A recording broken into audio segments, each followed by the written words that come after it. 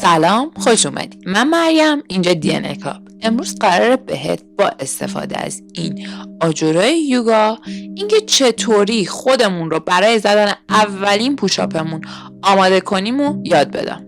خب در اول باید بهت بگم که فاصله دستمون چقدر باشه فرقی نداره و چه دست جمع و چه باز باشه همش درسته. چیزی که تو باید حواست باشه به اینه که موقع شنا رفتن اولا دستت کاملا توی یک خط باشه، باسنت عقب‌تر نباشه و بدنت کاملا توی یک خط قرار داشته باشه. چه در حالت زدن شنا سوئدی که زانوهامون رو زمینه، چه شنای معمولی. پس به هیچ عنوان وقتی داریم میایم پایین باسنمون قرار نیست بالا جا بمونه یا شکممون رو ول کنیم. کل بدنم یه تیکه به سمت پایین میاد.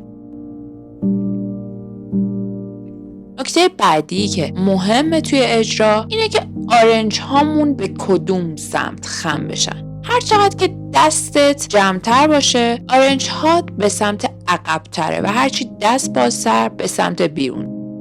یه زاویه 45 درجه است که داره.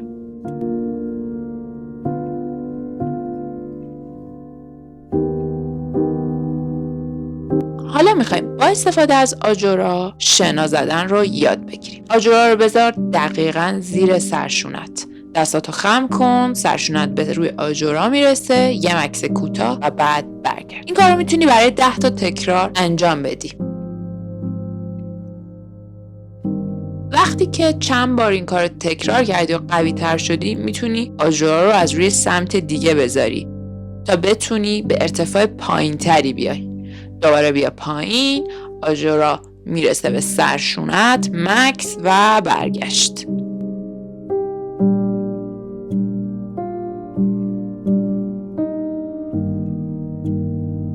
بعد از یه مدت تکرار این حرکت حالا میتونی این بار آجرا رو کامل برداری، به روی زمین بیای، یه لحظه بدنت رو کاملا ول و رها کنی و دوباره برگردی بالا. حواست باشه که وقتی داری میای بالا بدنت شیب نداشته باشه و انحنا نداشته باشه و یه تیکه به سمت بالا بیای.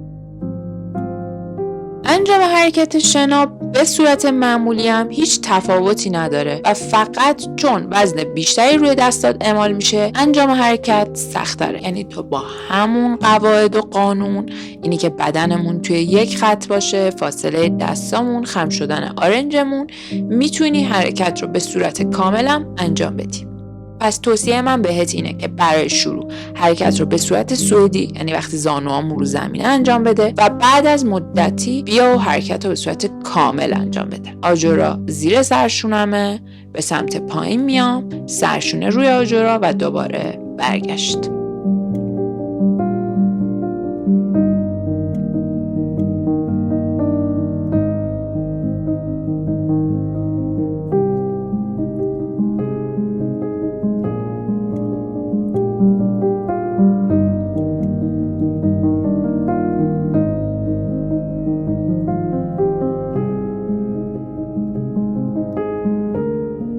بعد از تکرار این حرکت با آجرا دوباره میتونی اون رو بدون استفاده از آجرا انجام بدی.